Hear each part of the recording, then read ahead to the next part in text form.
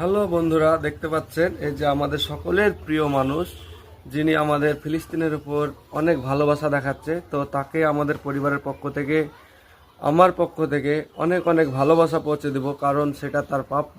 তা আসুন তাকে তার মূল্যবান ভালোবাসাটা আমরা পৌঁছে দিই। আসুন আসুন। এই যে তার